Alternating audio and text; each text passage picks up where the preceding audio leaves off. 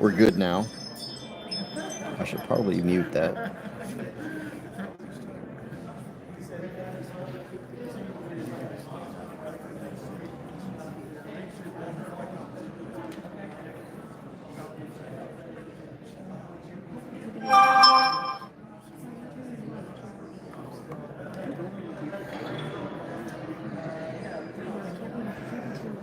Okay, hey, we're not sideways, right? Just let me know if we're not sideways. Are we good? Okay, good. So let's try this again. I'm here with Primetime 99 over here. The pimp on a blimp. We're here at the Capitol. We're about to speak out on the police department corruption, and we're here for the trans bathroom bill. So That's It's right. going to be very spicy. We're going to say some inflammatory things, hopefully change the narrative, and wake some people up. So wish us luck. Awesome. Hey, you know how my testimony goes. So Alex is no different. So it's going to be a fun day. So hopefully you guys pay attention and have some fun. Grab some popcorn. There you go.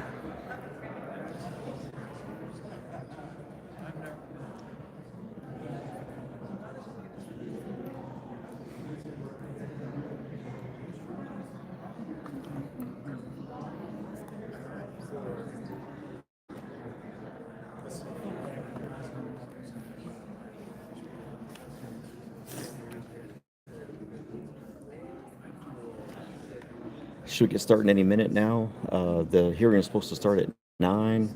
I see. Is that Birdwell way over there? I'm finally at that age where I need glasses. It sucks. Everybody's blurry now at far distances and up close.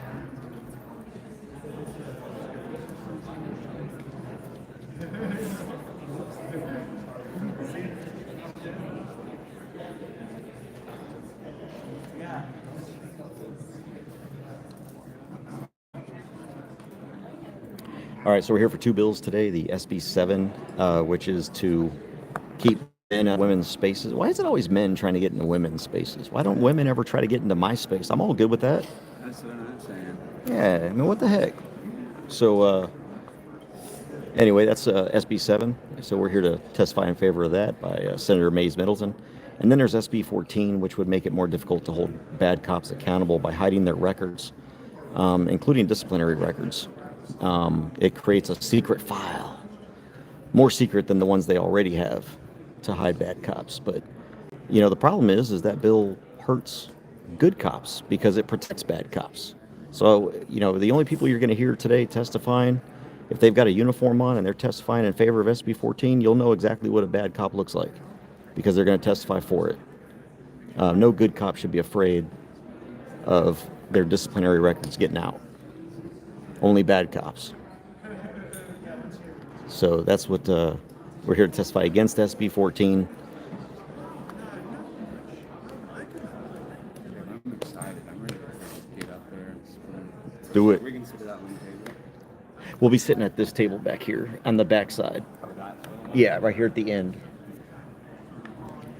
Whoops.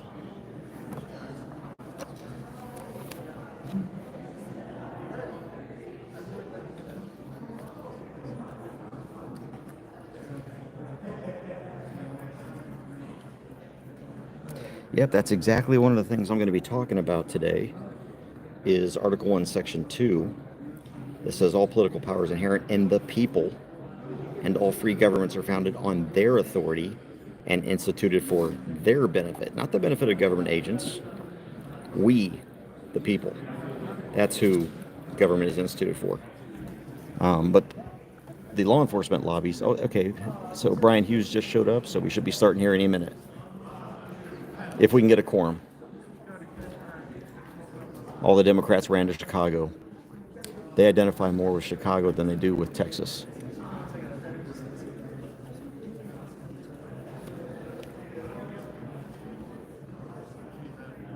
Seriously, all the Democrats ran out of the state. Abbott's threatening to arrest them and have them expelled, like he did a few years ago when they pulled the same stunt.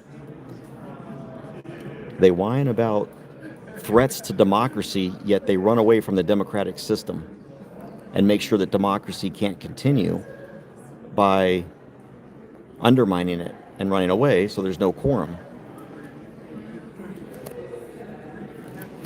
What we need to do is fix our Constitution that only if there's not a quorum due to natural disasters or circumstances outside of a legislator's control should be the only time that legislators are allowed to break quorum.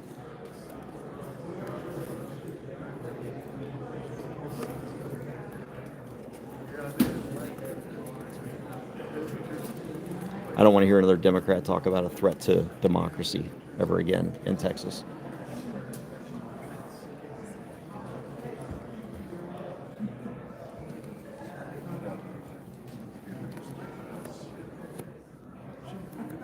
Yes, acts of God, exactly.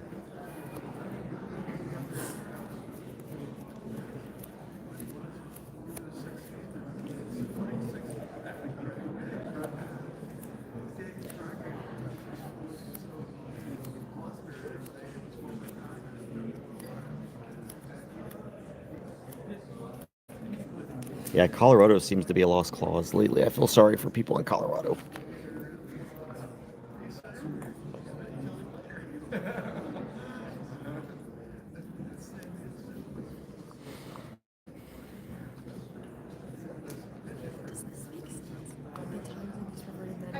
Where you try and make everyone else adhere to their rules are over. That makes sense. Yeah. There you go. Consider coming down on this. It sucks. Okay, cool. Thank you. Oh yeah, that's the one that I was telling you about. Even if, I signed it this week. even if you just put a no on it, did you put a yes? I put a yes, but let's see what else. You are terrible. No, you'll like it. Naughty, naughty. You'll like it. It's really good. Why are you okay with what's going on in Tyrant County? I'm not. Do you like what's going on in Tyrant County? No, it's bad. Have you talked to him about it? Oh, he knows what's going on, It's Tyra. so He, bad. he's always there holding them accountable if Yeah, they're. he sits there next to the county chair, or he's What? This country? no, our Tyrant County chair. You do your show. Who? Bo. Oh, is he Boba? Nobody's chair of the Republican Party in a county that's doing naughty things that he could stand up. Yeah, They're arresting but people. they're. Bo's been on my show one time. Bo's kind of annoying though about some stuff. I mean, they're arresting people for clapping in Tyrant County. Is that true? I didn't even know. Yes. I didn't know that. And I got Bo has arrested. Not resisted. I got arrested for about 40 minutes. Now I gotta pay taxpayer dollars to pay him off with the lawsuit. Well, I'm not for the bill, but I'm gonna go up there and say a bunch of crazy stuff, so I want to look like one. I hear you. Yeah. Okay, cool. Then don't come against it. That's what I'm saying. Yeah. But make it fun. Yeah. I want to go crazy. But I'm really here. I mean, we're just gonna speak on both. Like, he wants to speak on the trans bill. Yep. Well, it's good to have you. I'm Elizabeth Miller. I'm Nice Alex. to Nice meet to you. meet Sorry, you. I'm Are you into based in Dallas? Yes, I'm in Tyrant County. Oh, you know what I mean. You're in that area. I meant really. Yeah, the I'm Metroplex. right next to DFW. Are you CG? No, I'm in Temple, Oh, you're in And I'm Temple. here. Yeah. I'm here when we're in session. but I have a lot of cases in I do Tyrant have County. and civil liberties and stuff. Yeah, Oh, cool. Okay, well, you need here. Take my number down. Keep me posted on stuff like that. I'm suing the Tyrant County Sheriff, the Tyrant County Commissioner's Court, the Chief. That's good. I got a good attorney We're that gonna handles start that mixing stuff. it up even more over there in Tyrant I County. need to hear it.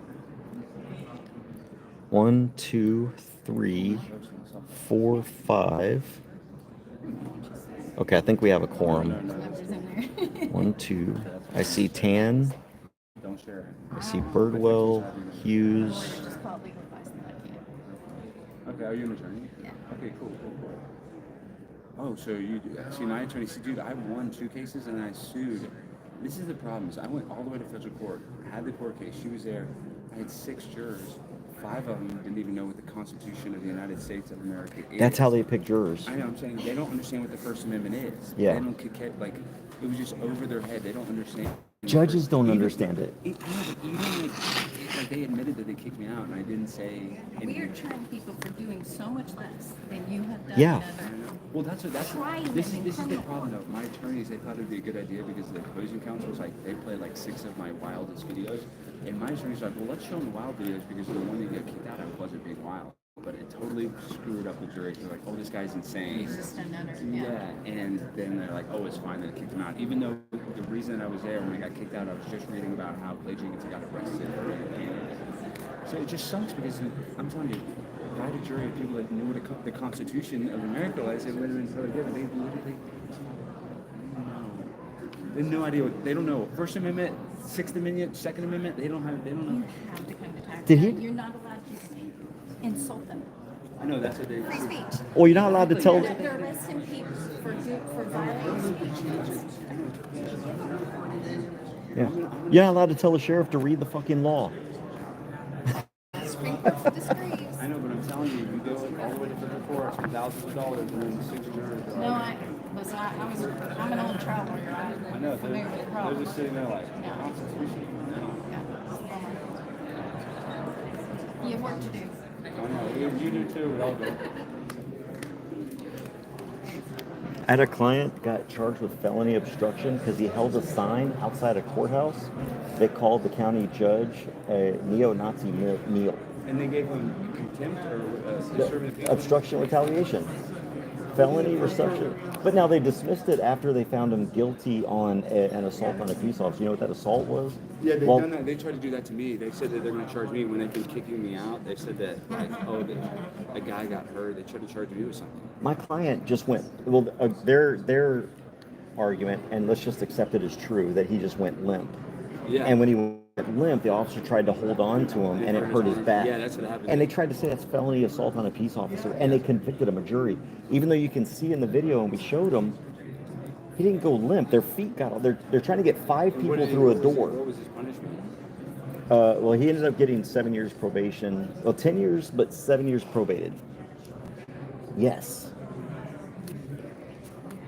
So, I mean, we're appealing, of course. Yeah. But the reason he was even under arrest was because he was off agenda. So, I mean, the whole thing up there, and that's Smith County, of course, but Smith and Tarrant, same thing.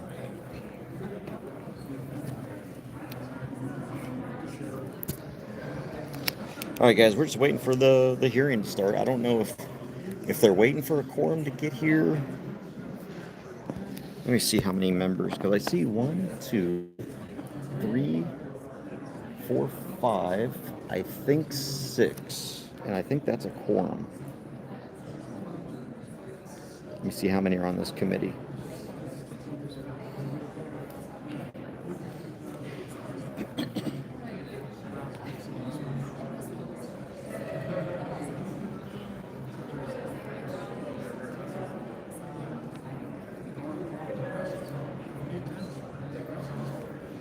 I don't know if I can find it. There it is. State Affairs. 1, 2, 3, 4, 5, 6, 7, 8, 9, 10, 11. And I only see one. There's only 3 Democrats, so.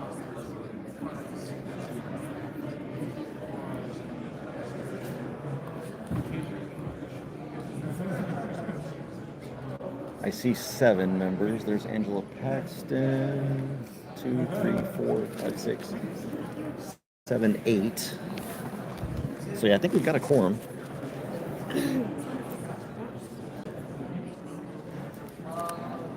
Seven.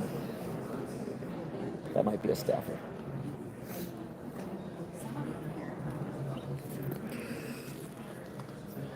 A lot of men here in dresses, by the way, today. A lot of men here in dresses. Yeah.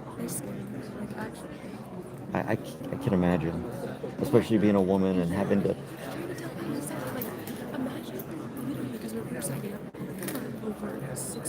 Yeah.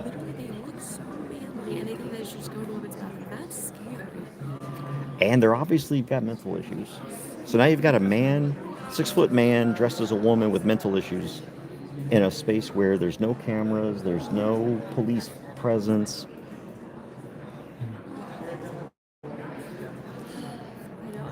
This is only my second time ever speaking at something like this. So I'm trying to be like, and my speech be like mean, but not like old age where it's like, oh, you're trans.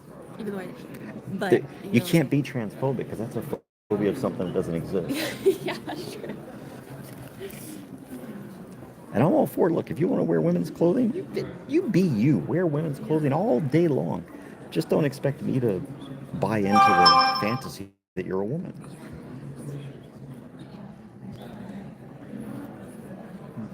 Oh no, they're not going to come back. They had to cancel a lot of their hearings in the House because they didn't have a quorum. But this particular committee has so many Republicans on it that it doesn't matter if the Democrats show up or not.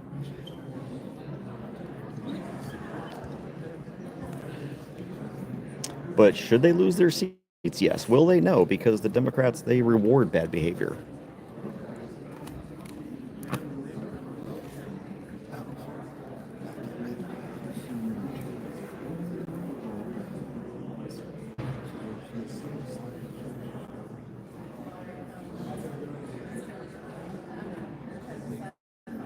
So Brent here he's a medic and provides medical care for oil workers out offshore. So he gets stationed at the platforms out in the ocean in case they need medical care and stuff like that. So Wow, that's intense. yeah, it is. Good job. See how good you are. You got the text. I'll grade you today. I know CJ's gonna pass. I don't know who you are. Hey, hey, hey. No, I can go for good Matter of though. fact, I made CJ's channel. No, I love you. Yep. And we'll Matter of share. fact, Are A you couple speaking? times. yeah, Are you gonna speak?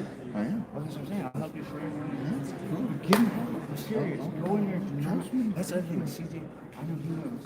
But this is the other thing. Sorry, I'm getting you. Don't be afraid to just be unapologetic. Be as unapologetic as you I'm like, can. no, I'm just like nervous to speak. I just like, shouldn't be since like if he's free, then I should be able to do it. Yeah. I do just get like a little anxious. Well, I've done some. You don't have to be afraid of anything. Like I go up there and I'm a lot like Alex.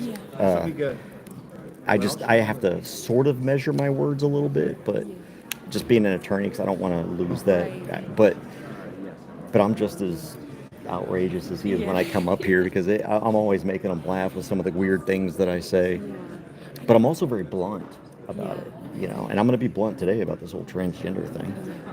Yeah, I think that mine sort of comes from like, I feel like I'm super type A, so like authority, I get like, I'm like, I don't want to get in trouble. Even if Oh, not to get yeah. in trouble, so I feel like that's why I get anxious, because I'm like, I don't want to make anyone mad, like that kind of thing. But it's so weird. I don't know why. Well, see, I was raised that way as well, and I was again a special agent in the military, and so, I mean, authority's always kind of been there. But I learned in 2013 my first arrest, and I was doing everything. I was like, yes, officer, yes, sir, no, sir, doing, and still got arrested, and still got convicted for a crime I didn't commit, Right.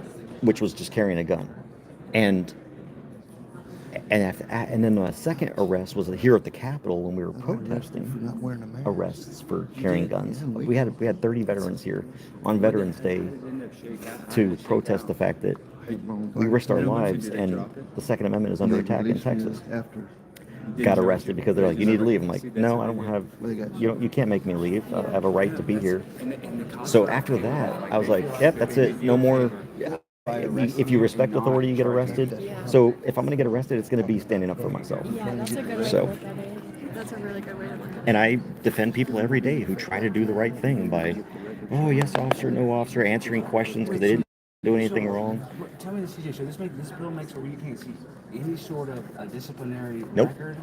Nope. That's all hidden? It's all hidden. Now, you can probably get it in discovery but it's not available under the Open Records Act. They're trying to hide it under the Open Records Act. So, for example, let's say a police officer. We can look up people's disciplinary records Yeah. now. We see it all the time. Like this cop had, I feel like I watch his body cam footage and then go back and like, It depends on the department because a lot of them hide it. Some But of them hide it, but I've seen his body cam footage videos. Yeah. Like he has 17 prior Yep. things for being And that's the arrested. thing, like if a police officer is, abusing his authority or incredibly rude to you, right? And you want to do an open records request to see if you're the first or the 10th. But what is your argument that like a lot they get written up and it's not really that big of a violation, that they're just punitive or something? Like why do they want to cover it up? Only You that, know what I mean? Like yeah. some people have a bunch of things on their police record that aren't that bad. They want to cover it up because if I suing somebody, as you know, is expensive. Yeah. And so, They just wanna make it harder for this. exactly, they want to make it. Police unions will probably love this. And if a person can look at a disciplinary record and see that this person doesn't do anything by the book, they're more likely to get sued because now they've got a pattern of this. Pattern of bad behavior. Yep, pattern, practice, and procedure. And Phil King, he's a former cop. That's why he's sponsoring the bill. And he doesn't care. He's pro-cop, damn the people. Even if it's at the detriment to the people.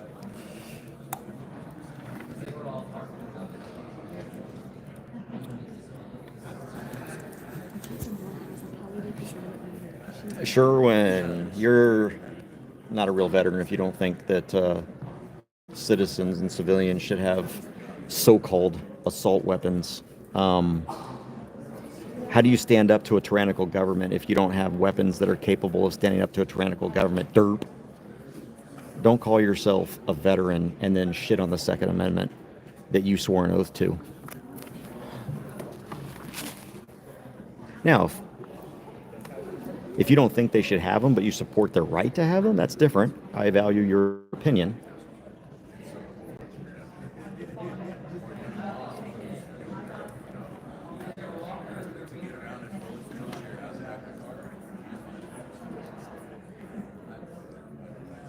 There's no such thing as assault weapons, exactly.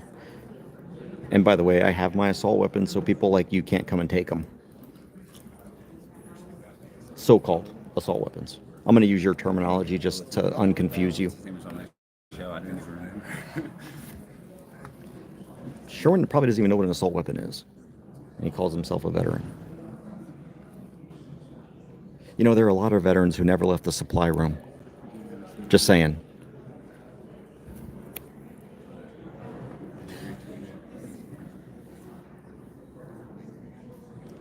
So if they don't show up, do we not get to do it? What's that? If they don't show up, do we not get to do it? They will, if they don't get a quorum, which they're going to get a quorum. I think they already have a quorum. Oh, okay.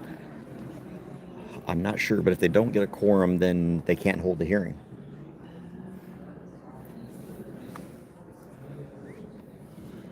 This is so unbelievable if they're able to do that. Imagine us just like not showing up to our job. Yeah, exactly. It's unbelievable. That's why redistricting is so important, because we've got to be able to overcome the stupidity. Yeah. Well, also, the Democrats, that's what they ran on, was protecting women's rights, and then they can't even show up for a bill that they say is protecting women's rights by letting trannies in. Well, there's confusing women, or there's confusing language in the bill, because it talks, there's the word woman is in there a lot. It's very confusing to Democrats, so they don't understand the bill. That's the problem.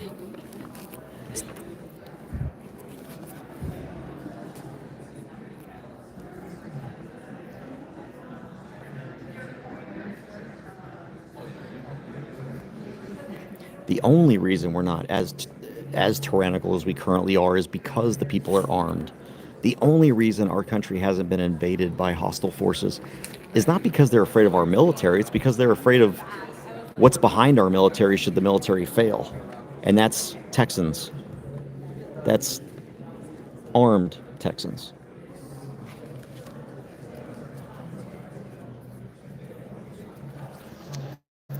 Hey, Popeye Transparency, yes. So if you're trying to get your rights restored, just go to my website, isuebadcops.com, click on the contact form, fill out the intake form, and I can definitely help you with that. Trump has now refunded the office at the federal government to help with reinstating rights that Clinton defunded. Not only that, but Pam Bondi is taking away that from the ATF FBI and putting it into the DOJ. So, yeah. What did you say your Twitter was? My Twitter is TX2A Attorney. Grisham CJ, I tagged. Yeah, Instagram is Grisham CJ. Twitter is Texas 2A Attorney.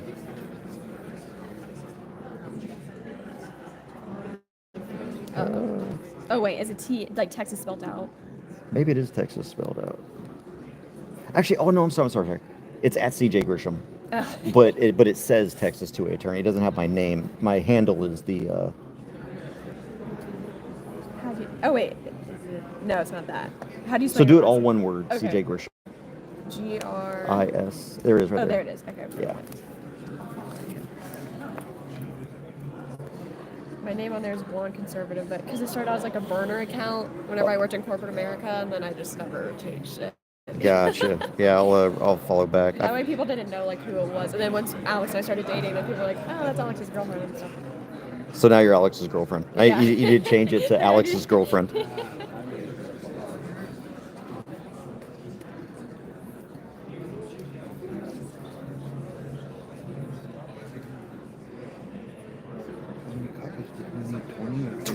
Well, see, online it said 25, but on the kiosk it said 20.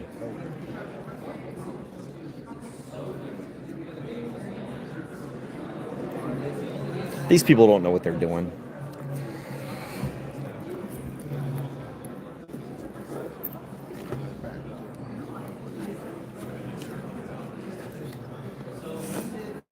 Oh, I got to you just in time too, because I was trying to follow everybody back, but I guess I followed too many people. Oh no. I try to follow everyone back. So. That's nice.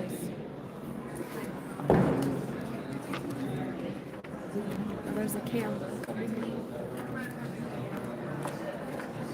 I don't know, guys. I don't know if we're gonna have a hearing or not. I mean, it's 9:30. We're 30 minutes past.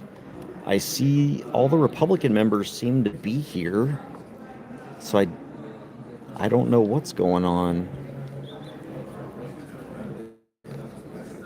I guess I could go up and ask Bob. There's Bob here. Bob's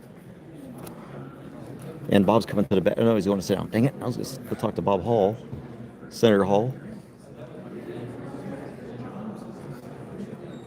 Good man, except that he voted for SB4. Not happy about that.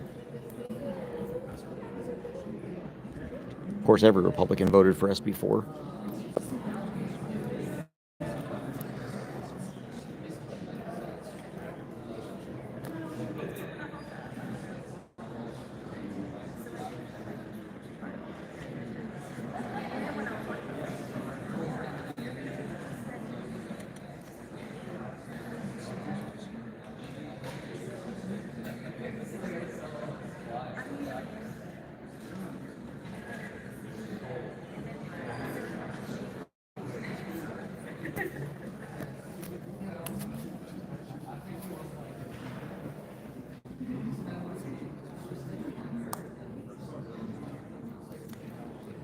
I got 50 round drums in my closet just ready for the boogaloo. The Democrats should be lucky I only carry a 30 round magazine. Because when the boogaloo hits, I'm pulling out them drums. Them 100 round drums.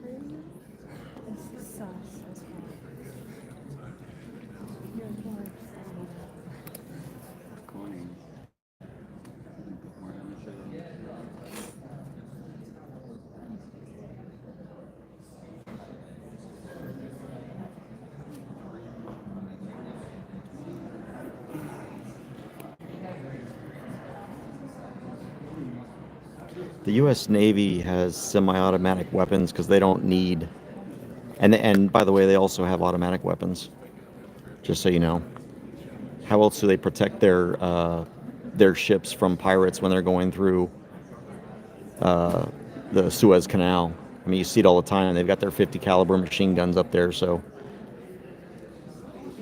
that's like saying, oh, well, the military has shotguns, so people should only have shotguns. I mean, the logic is failing, Sherwin.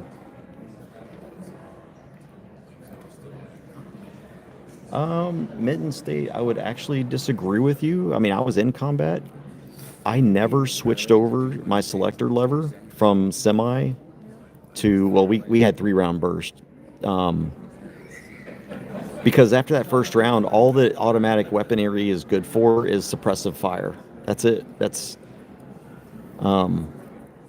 or area targets, right? So if you've got a big column of people, obviously indiscriminate fire is great. But I kept my gun on semi the entire time because it's more accurate and I was able to take out more people that way. Yes, I did have the choice, correct.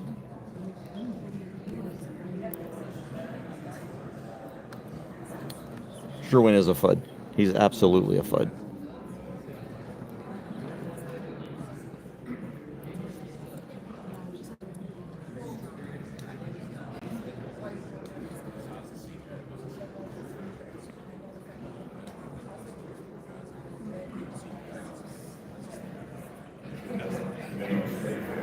Oh, here we go. All right, we're coming to order.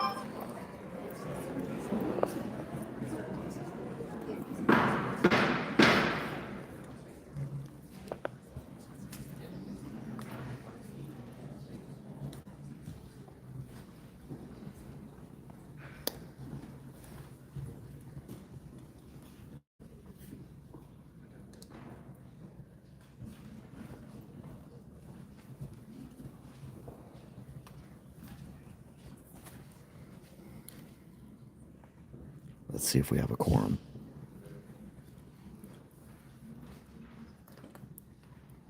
There's Senator Perry's over there. I didn't see him before. I'm surprised even Zaffarini is gone. Usually she's somewhat rational.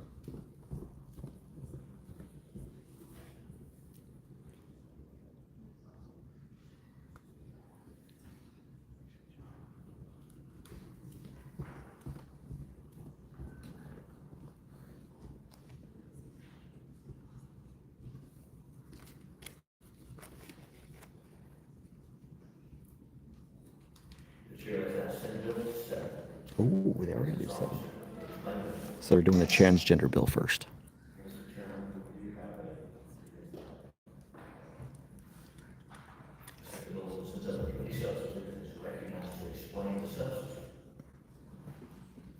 Chairman, members, Senate 7 is the Texas Women's Privacy Act.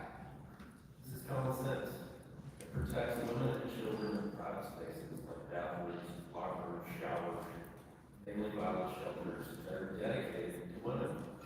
And this bill helps restore those sex-based boundaries that we have had for generations and are based on basic biological and biblical truths.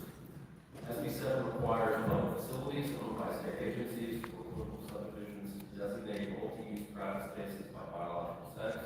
Men cannot enter women's restrooms, locker rooms, showers, sleeping quarters, or family violence shelters.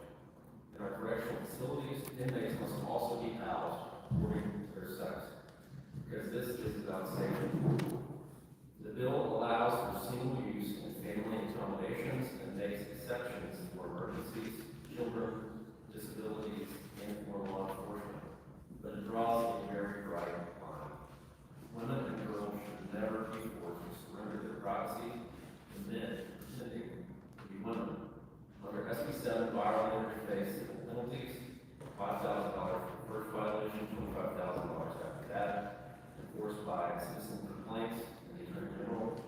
Texans also have a right of action to ensure the law is followed. This bill has real teeth for enforcement. It's not just a slap on the hand.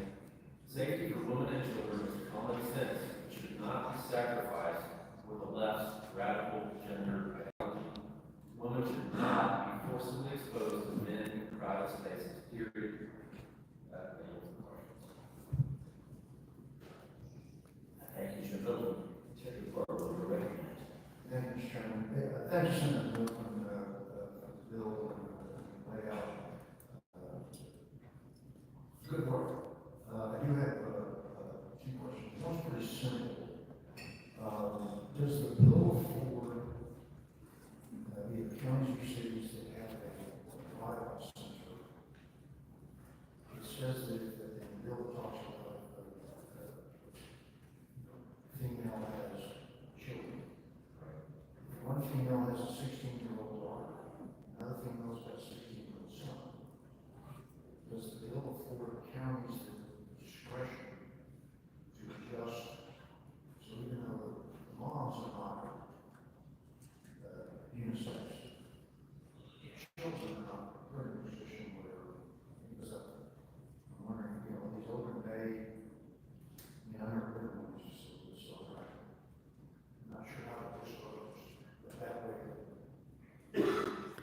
Their mics are on. If you can't hear very well and you want to hear the testimony, go to Capitol, TOL, go to capitol.texas.gov, click on Senate, click on today's meetings, and you should be able to, on the right-hand side, you should see where the camera watch proceedings, and you should be able to hear a little bit better if it's hard for you to hear right now.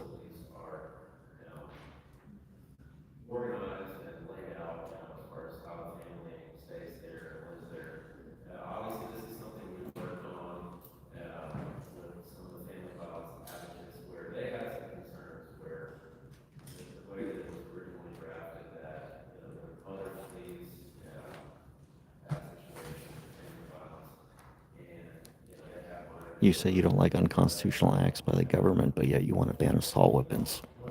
Yeah, you're not making any sense. So one of the ways that we try to address that is that facilities dedicated, since there are same-sex family violence shelters, wasn't even aware of that, until earlier this session. And so we're gonna have that with us here today. But yes, they can provide those rules, and counties can set those conditions and rules for those minor children, based on age, based on sex, and where they can and can't be. Yeah, because if it's a, facilities, if it's a individual housing, a common, in the Army, we call it common training facility, or a common, restroom facility, want to make sure you're preserving the subdivisions that's responsible for this facility, the ability to, okay, we're going to choose a hotel, we're going to, so they can respond to that need. Right. If there's children of opposite sexes, based on the facility. Right, and then if they, for example, had a, I guess it wasn't a home, but that this restaurant is surveillance, is females within the facility itself, it doesn't fit them. On page 8 of the bill, I'd like to make a recommendation to you, if I may, that potentially see if you'd be amenable to a more precise amendment that's gives the paragraph that gives the Attorney General authority. Says, an action of this section may be brought following district court in one, Travis County, or two, a county in which the principal office of the political subdivision or state agency is located. It's called the Second Amendment, where it says the right to keep and bear arms. Yeah, arms. That's the word. There, I found it for you. Tell me where it says only semi-automatic. There's a better question for you. Tell me where arms is restricted to just a semi-automatic weapon. The business code, if I recall correctly, the business districts, if the case is filed in County A, and of the 20 counties in that district, say the court would say in Travis County, the case is tried in Williams. What I would prefer to see here is the case is tried in the county in which the principal office of the political subdivision is located. But if it's a state agency, the attorney general will try to enforce it. That way, is what? Yes, it's called arms. It's in the Constitution. Assault weapons are, quote, arms. It's very simple. Sherwin.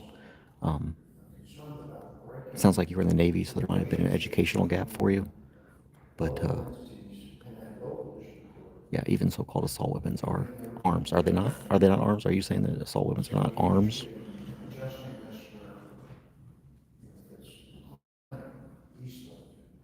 Pick a county that's not Travis, but the district court there hears the case. And then it's brought to the 15th as you've done, it's a great change what you've done with the 15th adjustment year.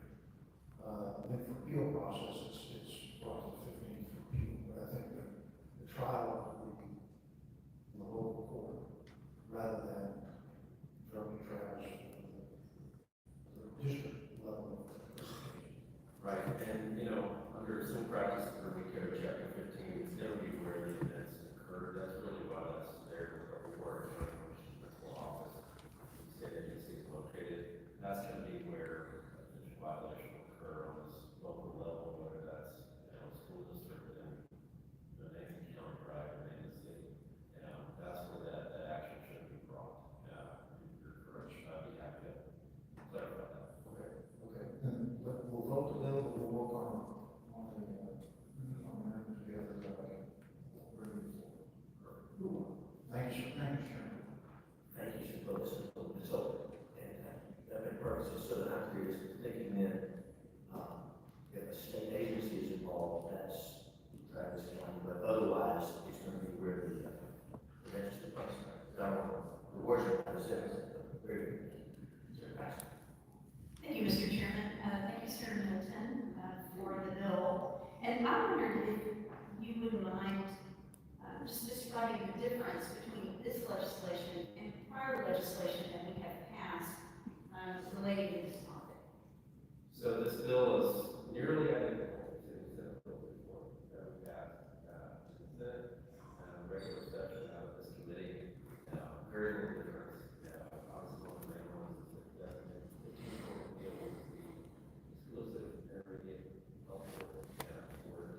What's an assault weapon?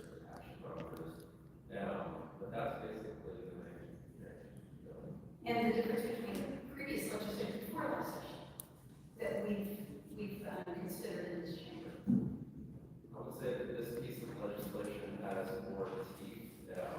When the last time it was brought on the floor was May 2017. First of all, that session, a little bit before my time was there.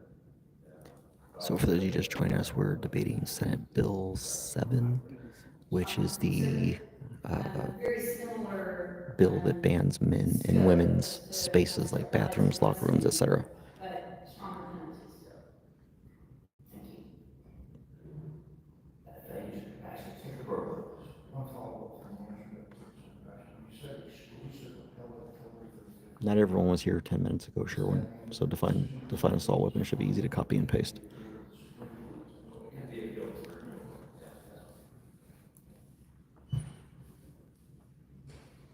Any other questions for the audience? We will go over the testimony. And the testimony, the chair calls Gary Zimmerman, Kim Slusser, Amy Ichikawa. Calls Gary Zimmerman, Kim Slusser, Amy Ichikawa.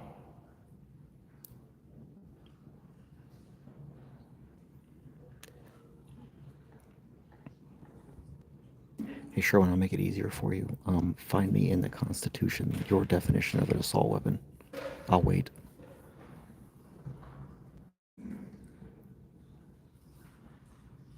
Good morning, everyone. Each of you will begin over here. Introduce yourself and give us your testimony. Well, please do after you pull the mic a little closer to the you. Yes, good. Now give us your name, who you represent, if anyone, give us your testimony. Hi, good morning, Chairman Hughes and members of the committee. Thank you for the opportunity to testify before you today in support of Senate Bill 7 of the Texas Women's Privacy Act. My name is Kim Slusser, and I'm here as both a proud My 1911 would be an assault weapon under his definition. My daughter's Brooklyn My bayonet would be an assault weapon. what is at stake here.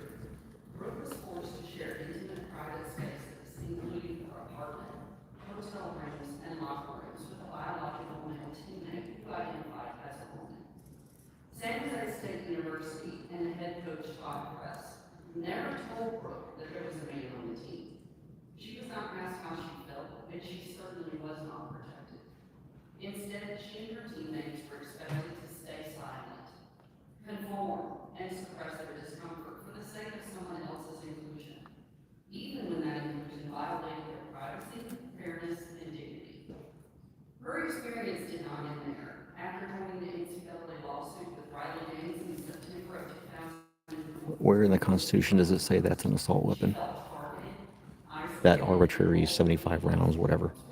She became the subject of a plot by the trans-identified teammate Blair Fleming, also known as Reagan, and from the opposing player at Colorado State to intentionally injure her during a match.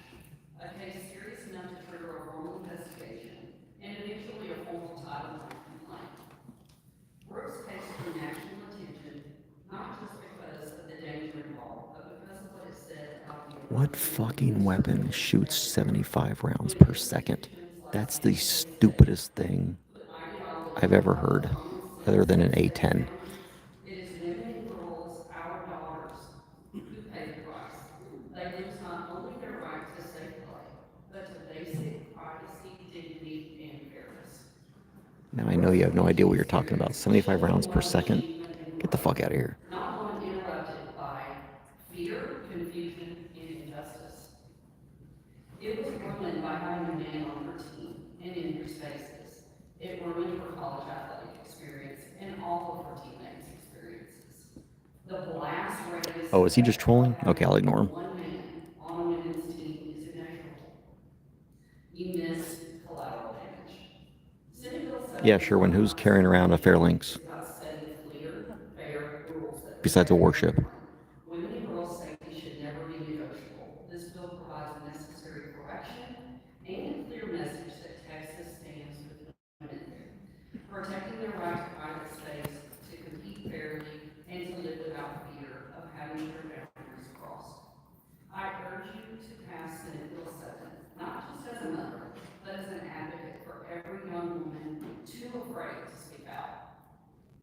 Let Roach's story be a wake-up call. Girls in Texas deserve the right to privacy, safety, and fairness.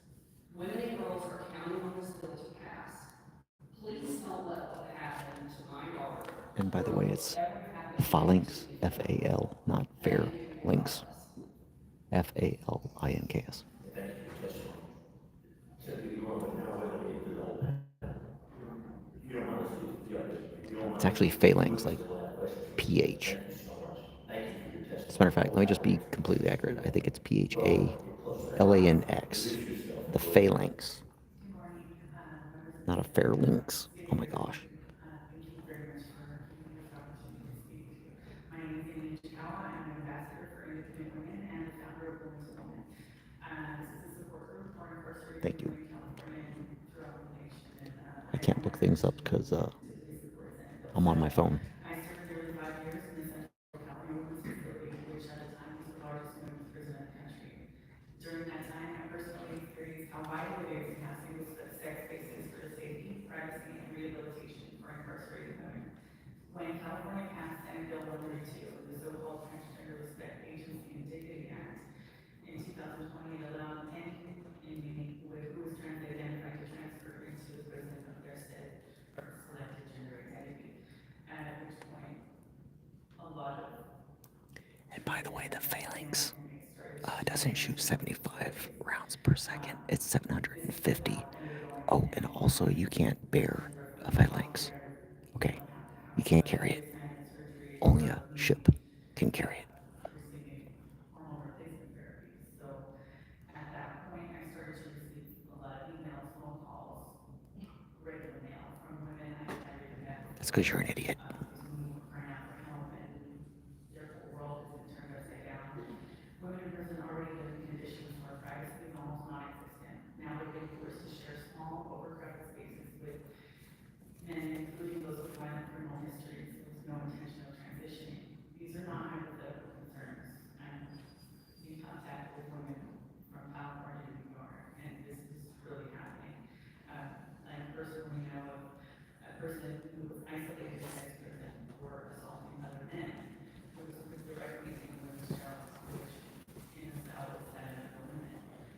Senate Bill 7 would preserve the legal existence of women as distinct from men. This bill provides legal protection to defend women's single sex. I'm just waiting for him to show me the definition in the Second Amendment of assault weapon. Dignity and well-being of women, especially those in vulnerable settings like prisons and shelters. Recent action on the federal level safeguarding women's rights is encouraging, but it's not enough to ensure the rights of women and girls in Texas are upheld. Pass SB7 to ensure these rights are fully safeguarded. We all want to ensure the rights Hang on a second, guys. but when mandating women's spaces like prisons, women are disproportionately harmed and their rights are discarded. Sorry about that. You can equal for equality and single-sex spaces. Similar legislation. Yeah, but that toilet Hilux won't go very far. You gotta have some really good shocks on that sucker, otherwise it's just sitting there. When it comes to prisons, there are important reasons to separate the sexes.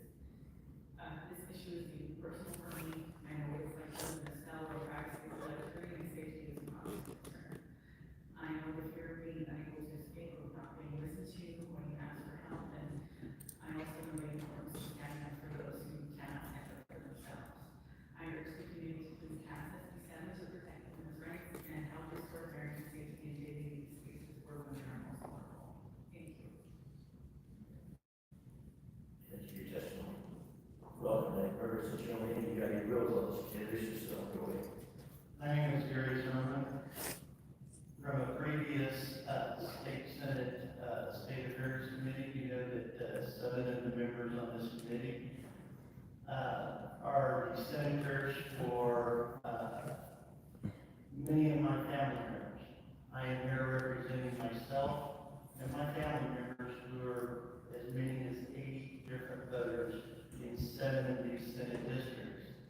I'm here to let you know that on 5 separate occasions, women in my family state park shower and facilities, and have come across men who have had their male man parts being exposed in the process of taking a shower. One of my family members, a cousin of mine, has 2 young daughters, an 8-year-old and a 10-year-old. They went into the bathroom thinking that they would be just fine. And they saw this man with his male parts out. No 8-year-old, no 10-year-old should see a man's male parts at that age. God did not intend that to be that way. My family, we are conservative Christians. I am a faithful, loyal husband, and even my wife, who is a faithful, loyal wife, went into a state park, and she herself also witnessed a man in the process of taking a shower, and saw his man parts. As my wife told me, being a faithful, loyal wife, there's only one man I want to see male parts on. That's me. And as a man who's a faithful, loyal husband, only parts I want to see of a female are my wife's. And that's the way it should be. That's the way God intended it. Now, my family, we can care less what you identify as. We're not racist. We can care less if you're transgender, if you're gay. You know, that's your life. You live your life the way you want to live your life. We don't care. But if you have the man parts, stay out of the women's bathroom. If you have female parts, stay out of the male bathroom. Man parts should be in men's bathrooms, female parts should be in female bathrooms, regardless of how you want to identify. Period. Because little girls don't need to see male man parts when they're 8 and 10 years old. Period. And somebody has said this doesn't happen. It does. This happened to my family on 5 separate occasions. Enough is enough. We need to pass this bill and keep our little girls safe. Thank you. Just wanted to show you the clown section. Do you have questions from that? I'm going to send that to you unless you have the trigger all the way.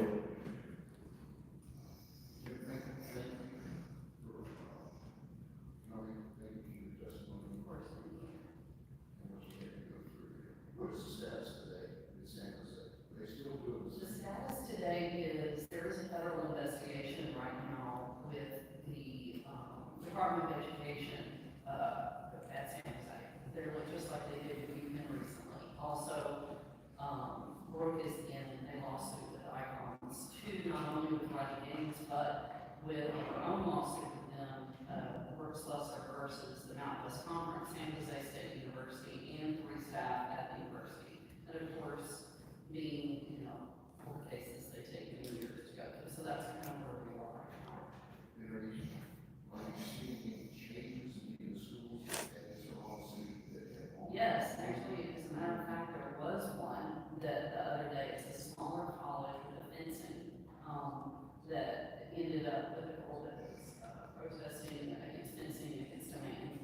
And now they have completely gone back on that, and they are no longer allowing men on the women's team, and apologized. I know you've been very forcefully, probably not by choice, also, sent out apology emails to their team and told them, sorry. And yeah, so it does seem to be changing a little bit, but there's a lot to be done on the West Coast, or Brooke was. It's still happening a lot there. Thank you, should also look together. Thank you for being here today. Yes, thank you. Could you maybe explain more about some of the harassment that was on your speaking up and speaking for her teammates that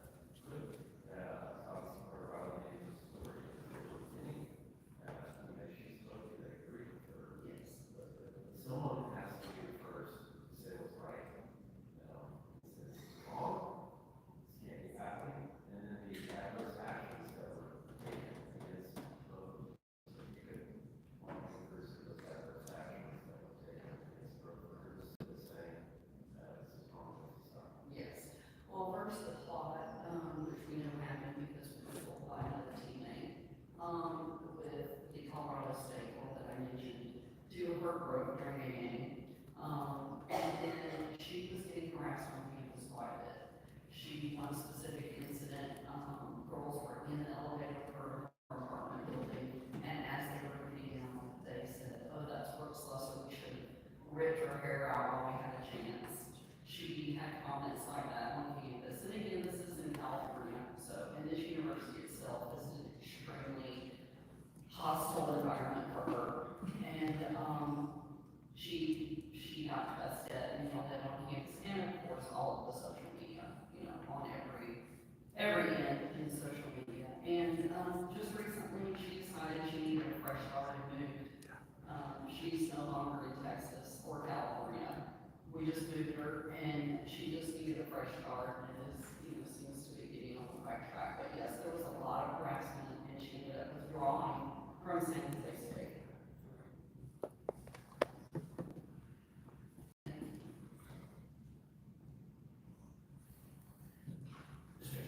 Any questions for the witness on this now?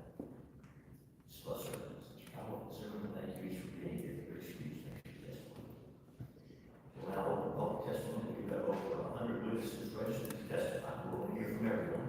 So that we can do that, we will be sticking close to that 2-minute time limit. So we'll be calling folks up in panels, and we'll try to give you some notes on your next call. If we call on here from, we'll call you at least once more. Make sure everybody has a chance. I'll remind everyone that when you registered to testify, you took an oath that you just tell the truth, all the truth.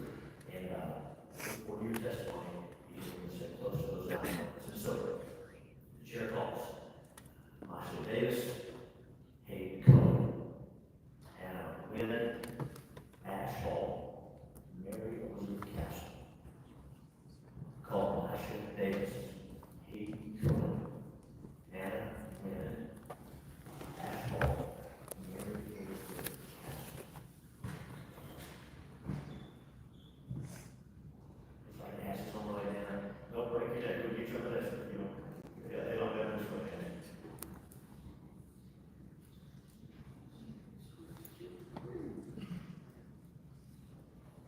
Is Michael O'Donnell, for closer to O'Donnell, this time we'll get Michael on the next one if he's now. Let's see how many of these men who signed that they were going to tell the truth say that they're a woman.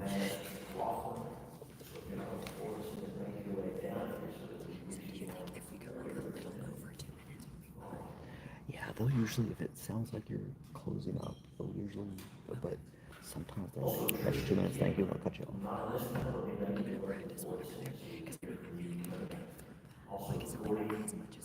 Yeah. Oh my gosh, what is that? We just sat down. Oh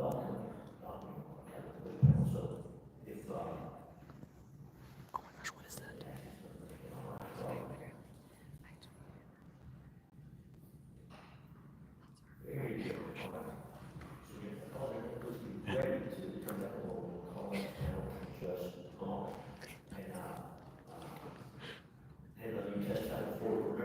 Wasn't that, what was it called? The Monsters back in the day?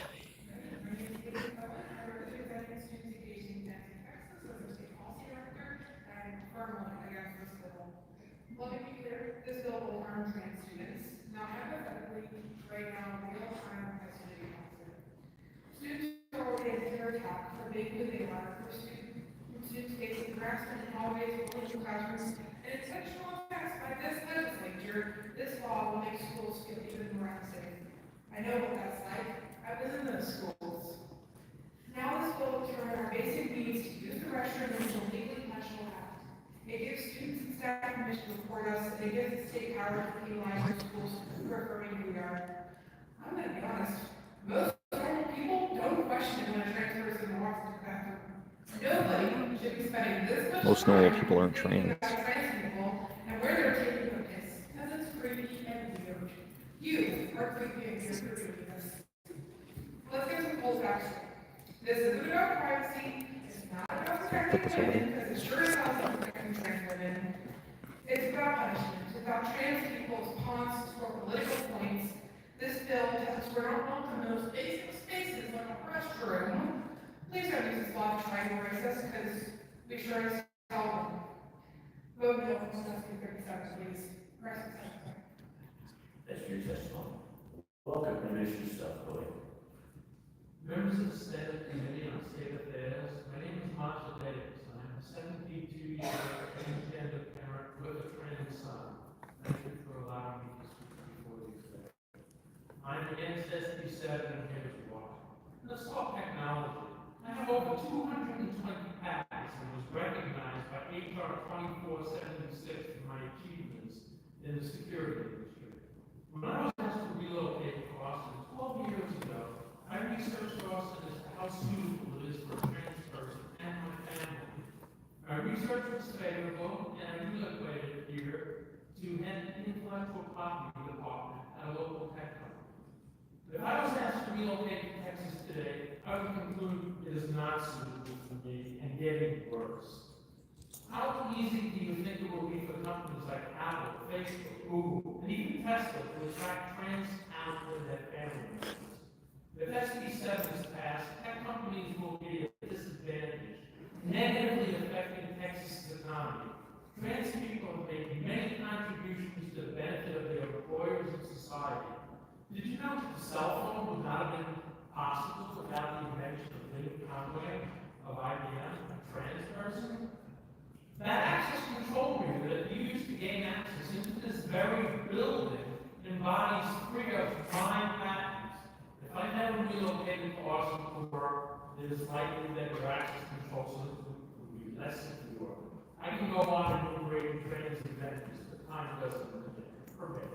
The companies cannot attract trans talent based upon qualifications. Both companies and employees will think twice about relocating. I don't think there are that many trans people we got to worry about. How will women be able to tell the difference between a trans man and a cisgender man claiming to be trans? Well, that's what's going to happen in mass as our trans folks will be acting in solidarity with us who obey the law. One of the Thank you for your testimony. Welcome back, introduce yourself, go ahead. Absolutely. My name is Ann Hall. I represent myself in the exterior of Texas here against the bill. I'm going to try to get to 4 points on this as fast as I can.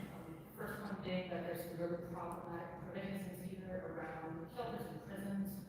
SB7 mandates that all individuals incarcerated in Texas be housed strictly by their sex assigned at birth and is poses substantial increment and prison regulations and eliminating active creative concerns, particularly for trans people who are incarcerated and significantly more likely to face sexual violence when housing facilities inconsistent with their gender identity. I don't even understand how you're going to make this line up with PREA. I don't think there's a way to have it still be constitutional while PREA is still. So, not very good to pull it off. Best of luck. With regards to the committee sub, I saw that you put some new definitions for male and female that it feels like almost attempt to acknowledge the existence of intersex people. However, it falls far short of that, and all of these facilities and the people who run them are not given any advice on what to do with intersex people using facilities, and this opens up intersex people to facing more discrimination and harassment in public, also very problematic. The other thing that this bill does that's really terrible is that it creates a culture of gender policing, especially with regards to how big it is. What this is going to look like is it's not just going to be that in a bunch of colored restrooms, trans people are getting singled out for how we go for what restroom you're using. It's going to be anybody that doesn't fit so-called gender norms that our society abides by. So we're talking like a young girl with a pixie cut, give her rights in a public restroom just because of how she looks. And last but not least, you already know that there's huge mental health concerns that we have on youth. It's going to have physical impacts on people too. Physical health around people potentially getting infections and UTIs because they're not going to be comfortable using public restrooms. I would personally know because I just finished antibiotic regimen. Okay, that's your 2 minutes. Based Shut up. on my discomfort with using public restrooms at this point. So thanks a lot for that. Thanks for your testimony. Welcome, introduce yourself, go ahead. Morning, Chairman Hughes and members of the committee. My name is Mary Elizabeth Castle. I'm Director of Government Relations for Texas Values, testifying in favor of Senate Bill 7, the Texas Women's Privacy Act. Texas value system stood up for the truth in biology and protection of women in our efforts to keep men out of women's sports, but our effort is not finished. And we are pleased with Governor Abbott's recently signing into law the Women's Bill of Rights that clearly defines biological reality and truth, that there are only two sexes, male and female. So the claims that were previously made about not covering intersex or covering some kind of vagueness or discrepancies, that's been settled by a law that was passed and will go into effect a month from now. The Texas Women's Privacy Act will ensure that women's spaces are for women only. And the problem has only gotten worse over the years, even since 2017 when we first brought this issue to the Texas legislature. By now, many of you have heard the story that happened in Round Rock High School where a male student walked in on a female band student and began to drop his clothes. One girl ran out of the locker room. They were not warned that this male student would be undressing in their locker room. And after several complaints from the girls themselves and their parents, and several lengthy grievance processes, including even legal action by the Texas Studies team, the issue was not resolved at Round Rock High School and still continues. Well, that was the most talked about incident in Texas. It would not be the last, as parents continue to call our office constantly of different incidents of guys in girls' restrooms or locker rooms. But so many parents have feared retaliation of speaking up and even coming to the Texas Capitol to talk about this issue. And the concern goes both ways. You may have seen this story recently where some guys in Virginia complained about a female student who was allowed to be in their boys' locker room and actually videotaped them while they were changing. School will start very soon in our state, so the time is of the essence to make sure that we have clear laws in Texas passed. Now, the Democrats may feel like it's easy to flee the state, but it is difficult for a woman to flee a locker room while undressed, a bathroom while she is menstruating, or an maximum security prison while an unwanted man intercedes women in designated spaces. Please pass this now. Thank you. Thank you, testimony.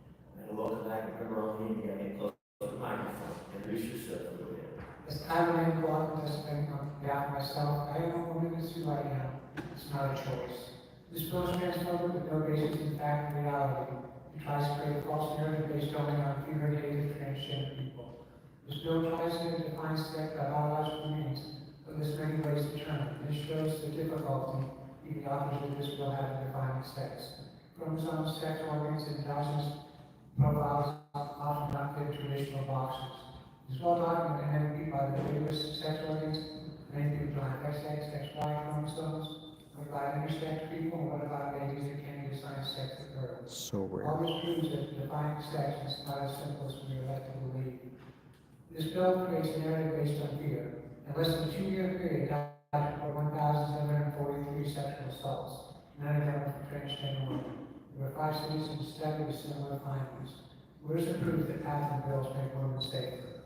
Diverting law enforcement resources to enforce patent bills makes our communities less safe. Getting transgender women in men's spaces significantly increases the odds of them getting assaulted. Transgender people are 4 times more likely than cisgender women to experience violent victimization. This bill is most dangerous to transgender women. We are being treated as less than human. The message is that our lives don't matter. This bill does not address any real issues, but it does create a serious issue. Legislation should focus on real threats to the woman. Are women and girls' genitals going to be inspected? Is anyone that looks transgender going to be detained and need to go to court? There are already too many stories of cisgender women being harassed and assaulted because it was thought that they were transgender. Where? This bill will lead to harassment and assault of both cisgender women and transgender women. No one benefits from this bill. Please do not advance SB7. Thanks for listening. Thank you for your testimony. Committee members, any questions or any witnesses? Thank each of you for being here. Thanks for your testimony. Call Anna, Michael Adamo, Tricia Kim, Gordy Conroy, Mike Swanson, Anna Wynn, Michael Adamo,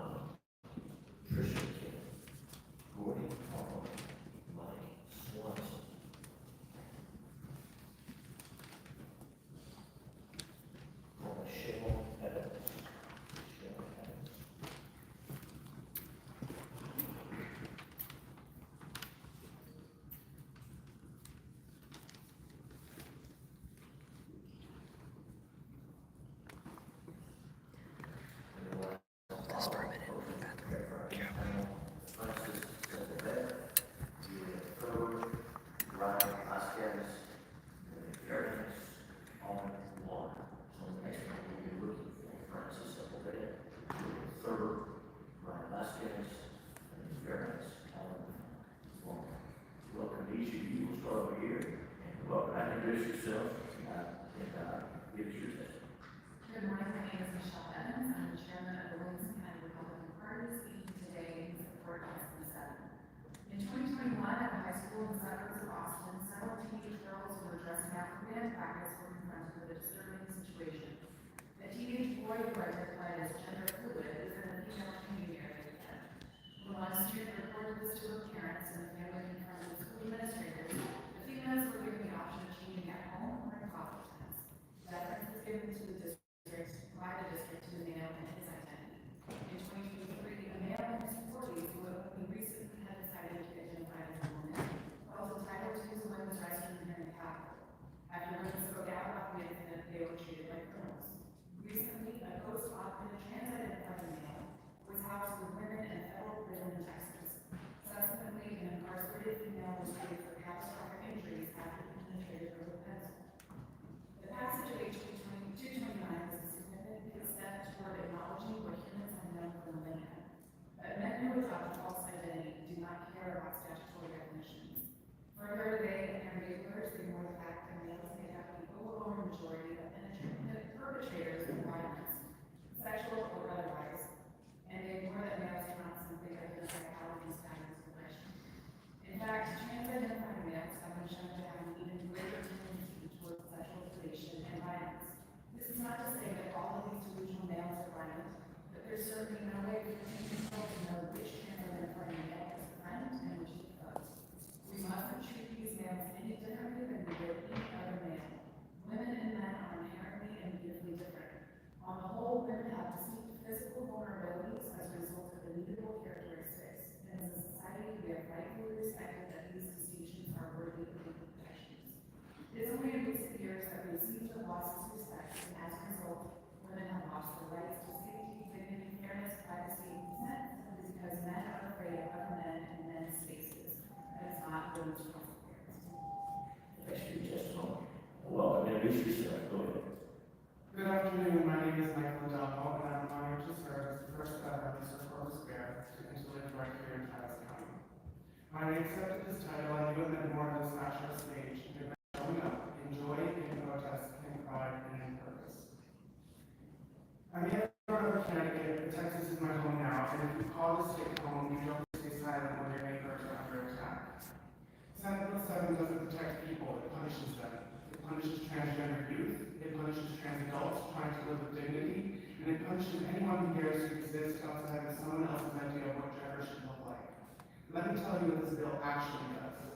It forces trans people to use the restroom that don't align with their gender identity. It puts kids in impossible positions to where some would stop drinking water during the day to avoid having to use the restroom at school.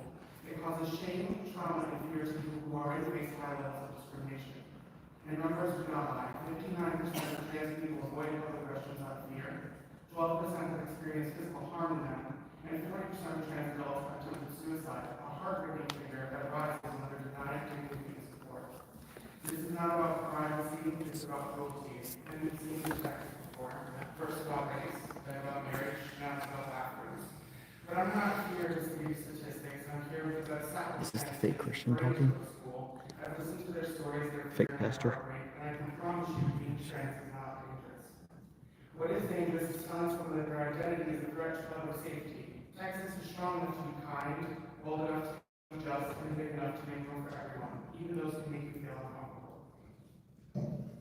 As Mr. Corpus Christi, our platform is about inclusion, safety, and joy for everyone in our community. I didn't accept this title just for its slash. I accepted it to speak in places like this and say trans people are not a threat, but this bill is.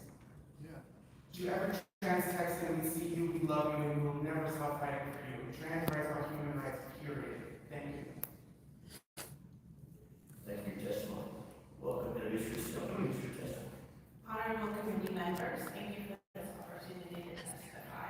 My name is Tricia Kim. I brought a copy of my birth certificate in case anyone cares about that.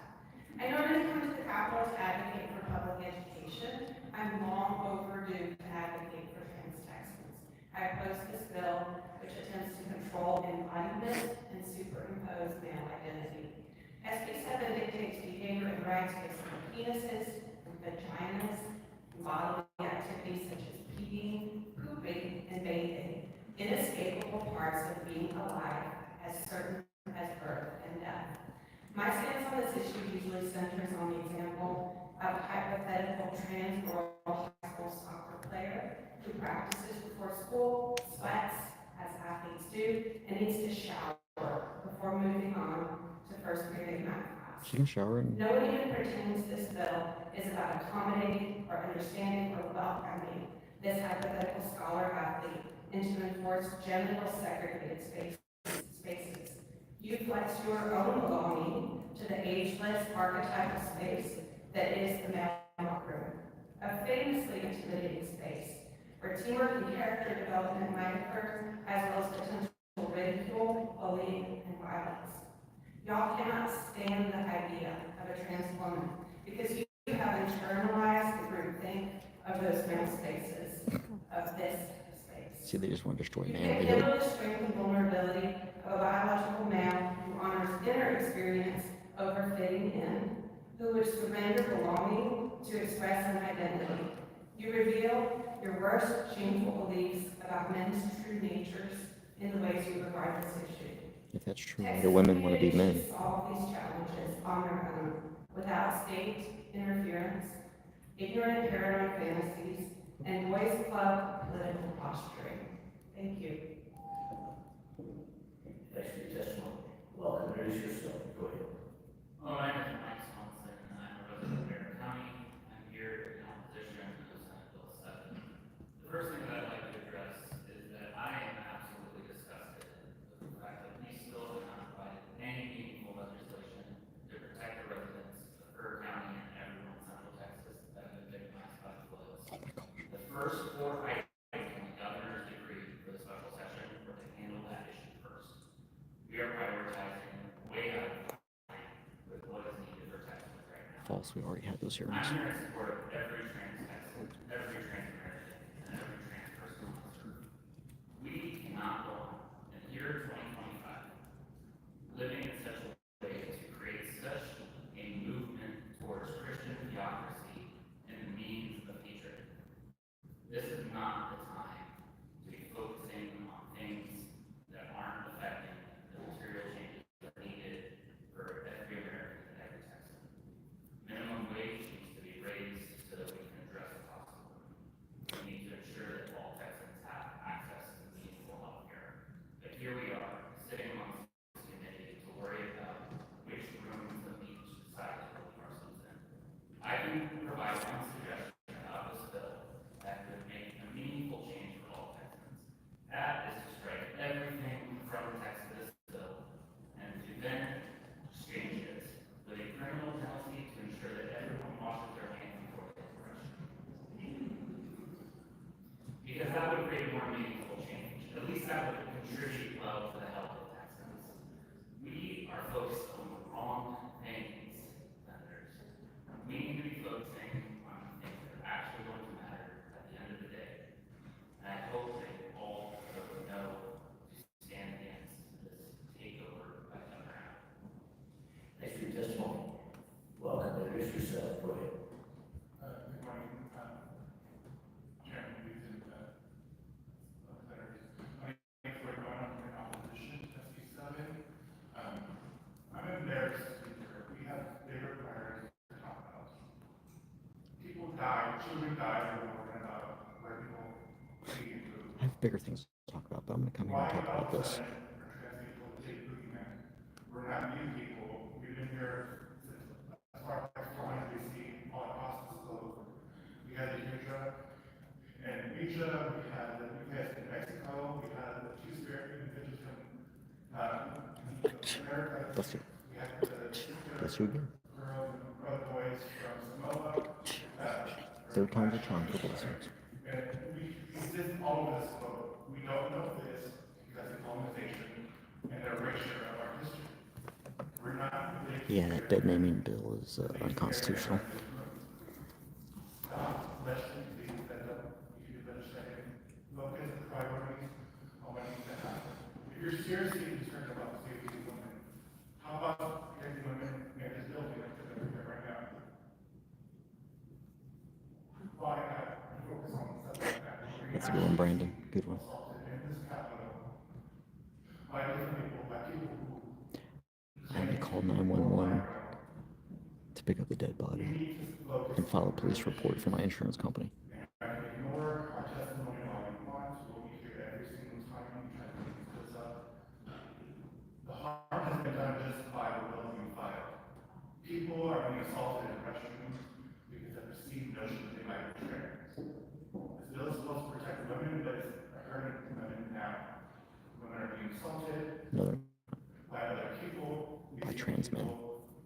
Escorted out of bathrooms because police officers think they're men and resist women trying to go to the restroom.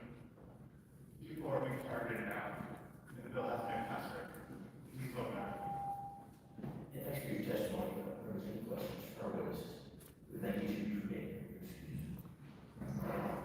Call Francis Sepulveda, Julian Thurber, Ryan Vasquez, Megan Fairbanks, on long. And then for our next panel, just make it way at least for the end. We'll be looking for Noel Freeman, Brad Pritchett, Felix Martin, Marlon Howard, Robert High.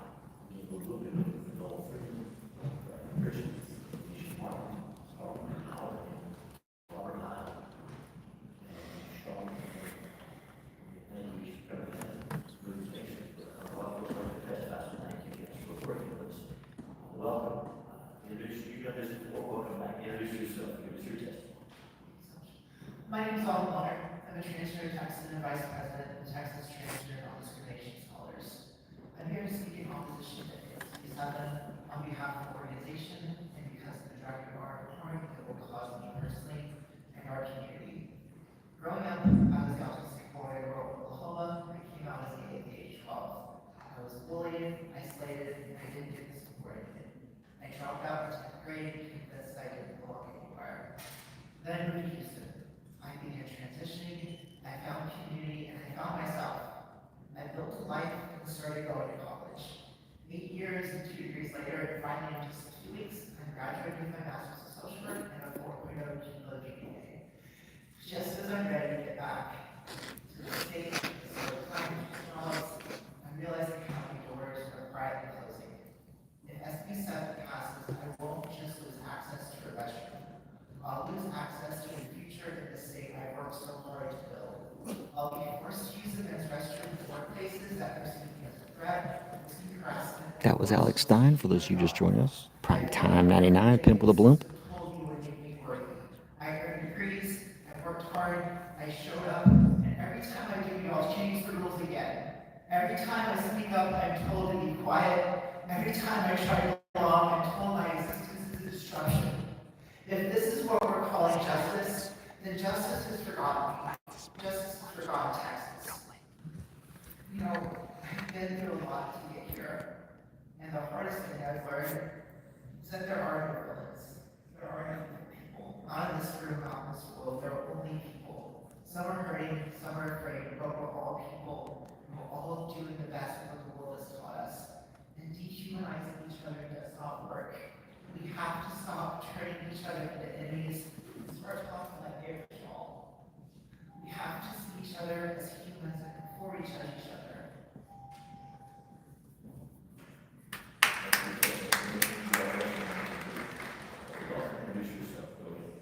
Thank you.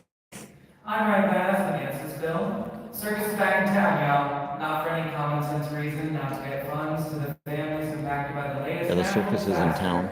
But we're here to talk about Testifying big, against this bill. bad, scary trans people. Don't get me wrong, this hatred of a big bad other, despite usually making up less than 0.01% of the population, is nothing new to a Republican platform. The welfare queen African Americans who weren't even collecting lion's share benefits. The Asian Texans who built the railroads to ship the precious oil around our country. The immigrant labor that you were oh so happy to employ for pennies on the dollar until you realized you could make more money deporting them than you could save not paying them. What? And now we're back for the 5th or 6th time to debate trans people, to liberate what is between people's legs and a borderline rape way. Because If it doesn't matter what's between your legs, then why do you have to identify one way or the other? Thank God Superman doesn't exist, because if he did, GOP lawmakers would find a way to reverse engineer his X-ray vision to stare the crush of every woman that passes him by. Oh my gosh. We have laws that prevent these so-called assaults, of which you have no data linked to trans people. In fact, there are about 73,000 priests in this country I can think of that have hurt children in the way you're fearing trans people will. Go on full churches, not that people are just trying to exist. How about everybody? Why would men pretend to be women to rape people when rapists get treated better than women in this country? If you're afraid of rapists going into women's bathrooms, go after rapists. Write laws that criminalize sexual assault that doesn't allow 90% of reported sex crimes to go unpunished. I'm sick of you targeting at-risk groups for cheap political points when you refuse to do your jobs. Bring forth something that'll actually help Texans, and maybe I'll get them. Till then, I'll be fighting you every step of the way. Yeah, thanks for your testimony. Welcome, introduce yourself. Go ahead. Good morning, members of the meeting. My name is Sofia Sepulveda. I am from San Antonio, Texas, and I am asking voter on SB7. The truth is, abusive men do not need permission or laws to obey women's spaces, to abusives. They do it on their own. Taking away our access to public spaces will not only put There's the women second at amendment risk, said but no. also all of us at risk. SB7 is a discriminatory bill, plain and simple. And to attack a woman by putting social requisitions Actually, that might not be the in woman. public spaces, trying to erase us out of existence, but the reality is that we will always be here, even after we leave and your representation comes. Now that we want to allow trans men and women's restrooms with muscles and beards, will that be safer for us? If men assault us in the restroom, will they blame us like they always do And if over it doesn't persons matter what's between people's legs, why do you have to be trans? when you arrest people going to the restroom, you are forcing because everybody don't look or sound like the person that you think they are. And what will happen to our sisters who aren't trans but have deep voice or male characteristics or a broad body? Will they ask for their ID or ask us to show them their private parts? The reality is that without caring about women's safety or children's safety, why are we having a hearing to further marginalize 150,000 people in Texas, rather than focusing on gun reform, which are killing our children? Amen, or Becky. fixing our infrastructure, or even our care system, which just killed 37 little girls in the flood in Clark County, or moms having miscarriages and dying at the front of the hospital. You don't care about protecting children or women. You care about discriminating other people. The state has more people without health insurance than any other state, with an infrastructure that is crumbling before our eyes. According to what we have, we're 41st in education and the minimum wage is still $7.25 an hour. But sure, trans women are the problem. Don't let this bill move. Please vote no on SB7. Thanks for your testimony. Welcome, introduce yourself. Go ahead. Hi, my name is Nick. I'm here and ask why we're here. I'm against this bill, obviously, as I'm against being here. I could go on about how bad this bill is and the fact that trans people do exist and that this is going to cause more harm for cis people than trans people. But never go in that ways. You all have made up your minds on this already, so any kind of sympathy I could give about the facts, any kind of sympathy I could give about the fact that you could not even identify me as an intersex person, much less the danger you would put me in through this bill, it is all but pointless. But let's get down to the facts. You want trans people to be in dangerous situations. We all know the purpose of this bill is to discriminate and dehumanize us as trans women. Here's what you are not realizing in this bill. It's going to hurt cis women in public facilities the most. And I don't think that you know how badly it's going to hurt these people in faces. Or maybe you do, and that's the point. Cis women, time and time again, have been accused and harassed in front of the guys who are not trans. There have been numerous news reports about cis women being dragged out of bathrooms because they are not the Republican blonde blue-eyed definition of a woman. And making the bathroom ban in Texas is going to dramatically increase the number of reports and cause a literal witch hunt of all non-blonde blue-eyed white women. And this will affect She's just upset he'll never get an American Eagle commercial.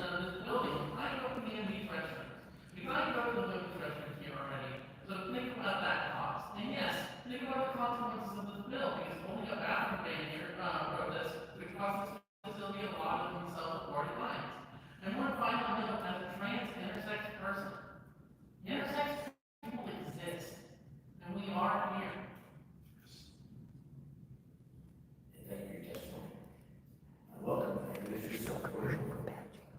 Good morning, my name is Megan Fairbanks, and I'm here to register my opposition to SB7, and frankly, I'm tired.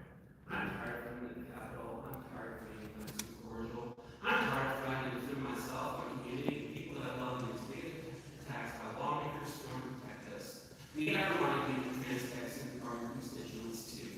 I'm tired of listening to the gaslighting of legislators telling us the importance of public testimony, thanking us for being here, thanking us for staying late. Only to vote against us, straighten out party lines, even when an overwhelming number of folks show up to testify against hateful legislation like this. We hear you loud and clear. Party politics needs more than people do. The system is rigged. And you know this because otherwise the legislature wouldn't currently be working on offsite districts to keep yourselves in power. I'm tired of the lies about how this is all about protecting women. If y'all truly wanted to protect women, well, The system is so rigged, I'm here to testify at it. abortion laws in this state might want to work with you. I'm tired of listening to lies about who we are and what our intentions are, and how we're supposedly attacking women in restrooms. Why don't you just call me a rapist to my face? Maybe it's because you and I both know it's not true. I mean, if you truly were, because it seems more likely you'd be defending us like you do the president. Instead, you just roll over and take it like a teenager in Marvel. This is why you don't get listened to. Otherwise, thanks for wasting my time today. Now, excuse me, quietly.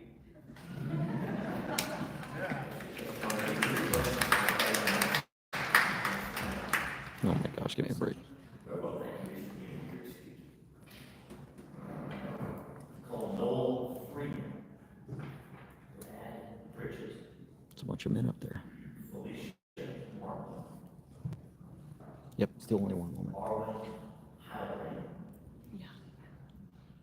Robert Hyde.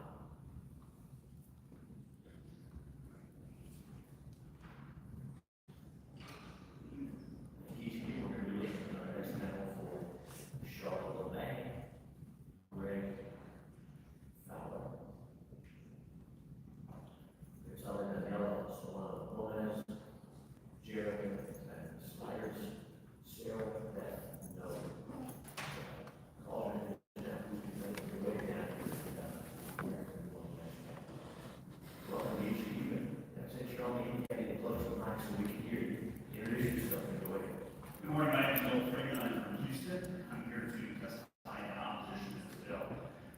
First, the lawmakers in this Capitol have a weirdly unhealthy obsession with genitalia. But, you know, let's go back and look at history.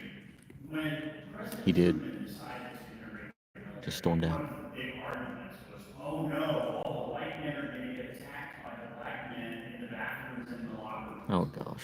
When the Equal Rights Amendment was introduced, Phyllis Slack Those were the Democrats doing that.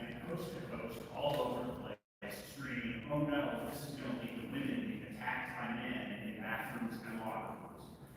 When you don't ask them to tell policy about the issue of gays in the military, the argument was, oh no, all these straight men are going to get attacked by the gays in the locker rooms They and do the it bathrooms. by Here we are, when you talking about register. bathrooms again. They do it in order if you register first. This is the same old ugly pig that's been trotted out for the last 80 years. Speaking of ugly pigs. This is the latest shade of lipstick that we're going to slap on. But this bill isn't really about protecting women and children because it doesn't do that. As others have said, statistically speaking, trans women aren't attacking people in the bathroom. There's no evidence. It's just not happening. But this bill is not about protecting people. This bill is about punishing Texans. It's about beating up on people, demonizing an entire population of people as a convenient enemy just so that you can win elections. It's disgusting. And it's Well, wait a minute. If they're doing that to win elections, doesn't that mean that most people support them? Otherwise, they would not win elections? CEO of Quality Texas, we're the state's largest LGBTQ advocacy organization, speaking against SB7. I think it's necessary for us to call out the raw hypocrisy and misdirection behind this bill. So let's address the real facts. The most commonly reported offenders harming women and children in Texas are not transgender people. They are overwhelmingly white, non-cisgender, heterosexual men, usually in positions of power in churches, schools, or other agencies. And statistics show us that they are frequently men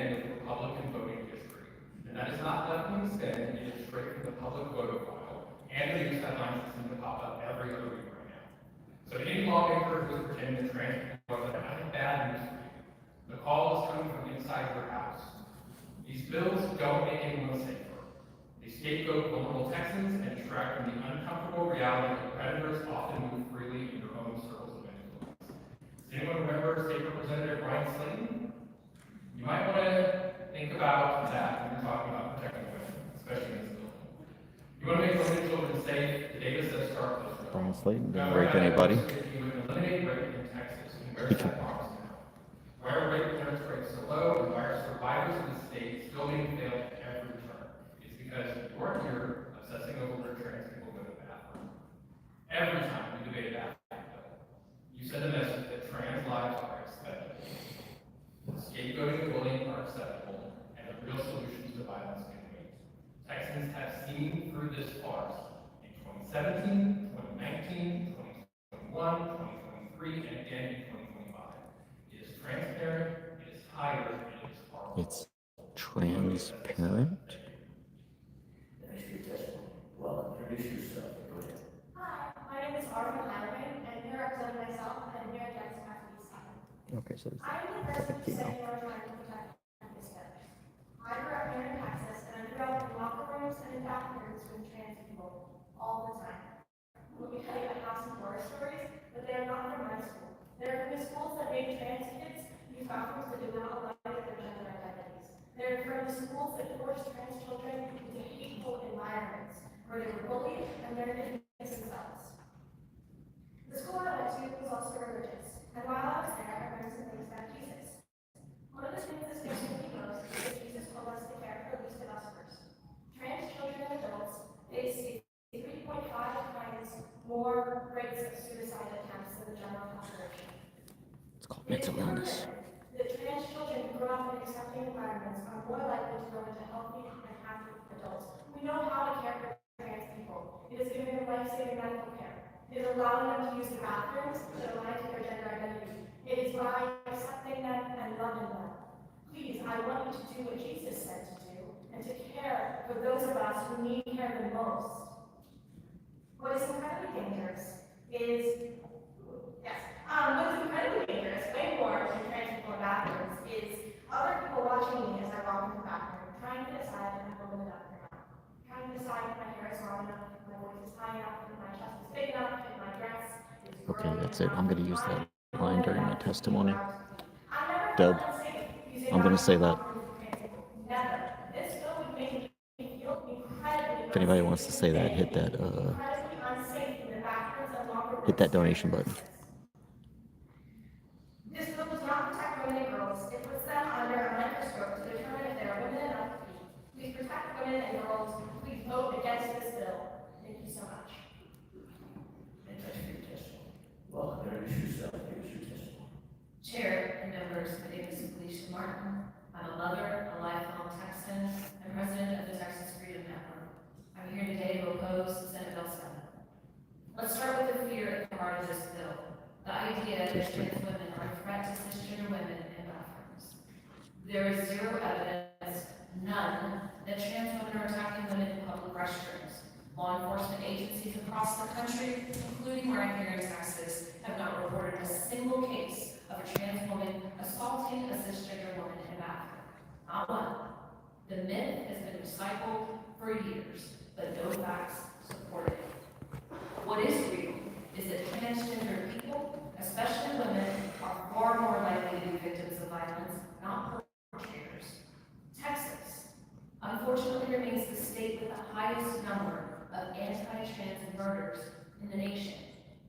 And yet, this bill will continue to punish trans women, isolate them, and deny them safety in shelters and schools, all under the false banner of protecting women's privacy.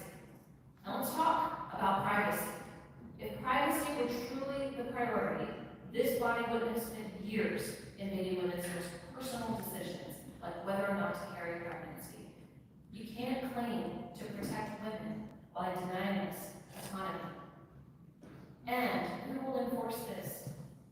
Teachers checking kids' birth certificates at the bathroom door, shelter workers and government employees deciding who looks female enough before they let them in.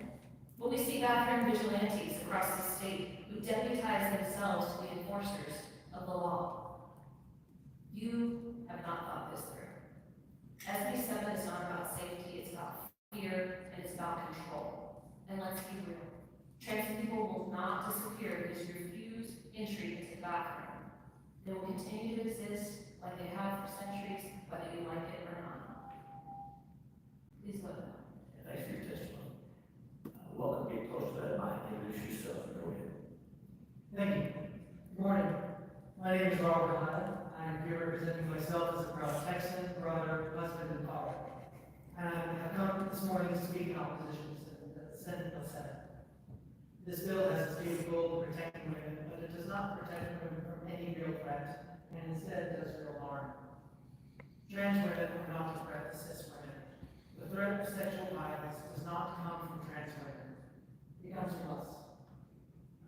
As other speakers have said, as the Department of Justice has all documented, more than 99% of sexual assault against women is committed by straight cis men.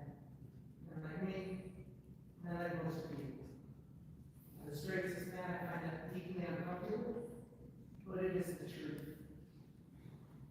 Blaming trans women for sexual violence would be ridiculous if it were not also so dangerous and cruel. By demonizing the trans community, you give tacit approval to more than just bigotry. You say that trans Texans are less than the rest of us. You are saying that they deserve the discrimination that they face every day. And it gives a quiet nod to more than just bigotry. It gives tacit approval to violence, like the woman who was attacked at Barton Springs last week, and like the church here in Austin that was vandalized, targeted simply for having the audacity to open the church doors and welcome everyone. This bill will do nothing to protect women from any real threat, and will only put marginalized Texans at greater risk. Please vote no against this dangerous, useless, and distracting bill. Thank you. And thanks for your testimony. So to get questions from the witnesses. Thank you, Mr. Reed, for your speech. Call Charlotte LeMay, Greg Fowler, Quetzalina Daniela Solana Gomez, Jeremy Sliders, Evelyn Butler,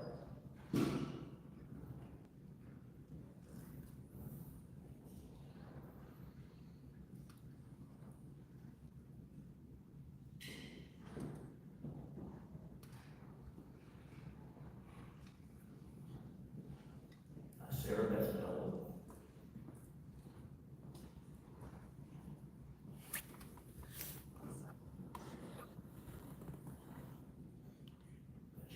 Greg, so we got Charlotte Lane, Greg Fowler, so Daniela Gomez, Jeremy Sliders, and Butler, and here goes Charlie Meswith.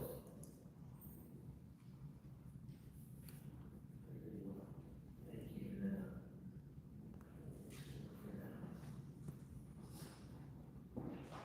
thank each of you for being here. Let's start over here. Thanks to Charlie. Please have a seat right there. Welcome. Thank you for the opportunity to testify. My name is Charlotte May, I'm testifying against SB7. I work in a Texas public building, and before I work, I use two bathrooms, a man's and a woman's. How do I choose which to use? Well, I do what everyone does. I use the one where I'm a little least out of place. That's how it works. We know it's uncomfortable when someone's gender appearance doesn't match the bathroom they're in, and we act to minimize that discomfort. That's the existing societal order. SB7 would disrupt that order.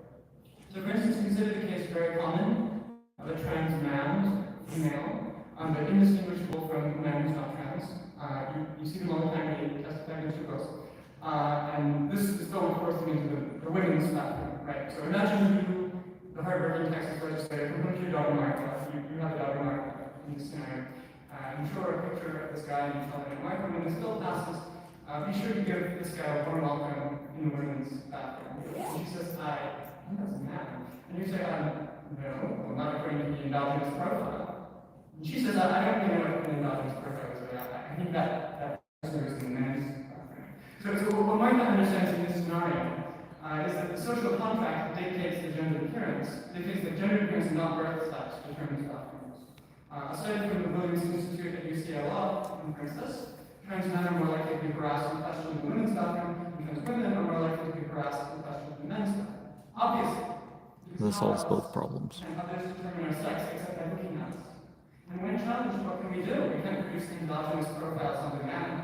The law encourages harassment and questioning in bathrooms, it's in the system, and it forces trans people into the place where they're most likely to face harassment and provides them a recourse for protection. I would face this impossible bind every time I needed to relieve myself at work.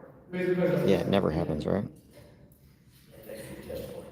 Welcome, introduce yourself. Go ahead. Hi, my name is Greg Fowler, and I'm here today with my wife, Jennifer, as lawyers. I'm representing myself as my opposition to SB7. My wife, Jennifer, is So he's a gay man. official document that they are serving and listed as female. This was done years ago, not only but after going before a judge who was in the evidence both medical and psychological that she will be living the rest of her life as a woman. This legislation passed HB 229 in the regular session to find my wife out of existence in state records. Now it comes to Commissioner out of public life. How can we wait for line, get in line, and get my office for hours if we can't use the restroom? Furthermore, this isn't just about my wife. Thousands of Texans will seek disparate rights and face human dignity should this bill come to pass. Would you really want to force a trans man with full beard or masculine demeanor who goes to you guys in this room to use the women's restroom just because an F was on his original birth certificate? Yes. Would women feel safe with him in the restroom? What about a cisgender woman with short haircut and bush appearance? How many women being harassed because of the sort of thinking that's in HB 229 and SB7? My wife and thousands of transgender Texans put no one in danger by accessing restroom and changing facilities. In fact, SB7 threatens to deter and people like her in danger. I would urge you all not pass SB7. And thank you for your testimony. Jennifer, welcome, introduce yourself. Give us your testimony. My name is Jared Van Sliders. I am here representing myself today as a concerned Texan and a transgender woman. I appreciate this chance to speak against SB7, which would ban transgender people like myself from safely accessing bathrooms, shelters, and other single-sex facilities that align with my gender identity. I strongly oppose SB7 because it is a falsely discriminatory, reckless bill that will cause untold harm to not only me and the transgender community, but also the biological women and children it pretends to protect. To be honest, I don't want to be here today. I find it degrading to have to take off time from work and to make the drive down here to grovel before you for my basic human rights. So why are you here? I've lived in Texas my entire life. I've been on a trans since I was 14, transitioning and living with a woman before you today for 11 years. And I've been happily married to my husband Brad for 3. I work as a city parson with colleagues who know me only as Jared, and by the way, have never had a problem with me using the women's restroom. All of my government ID, state and federal, has legally reflected that I'm female for several years, and if not for these changes, I wouldn't be here today. As you said, it would mean I couldn't use the bathroom, and a job like that would not work as shady as it would mean I need to change at home and drive off in my car after swimming in mandatory. It would mean every stranger in public would be someone to be wary of. And for what? Do you really believe I belong in the men's room? Okay, guys. Hey, I'm gonna cut this off so I can save my power for the next hearing. You can go to Capitol, that's CAPITOL, .texas.gov. Click on Senate. Look over on the right-hand side to view hearings, and you can watch this online. But I'll be back for SB14, which is the bill that will protect bad cops.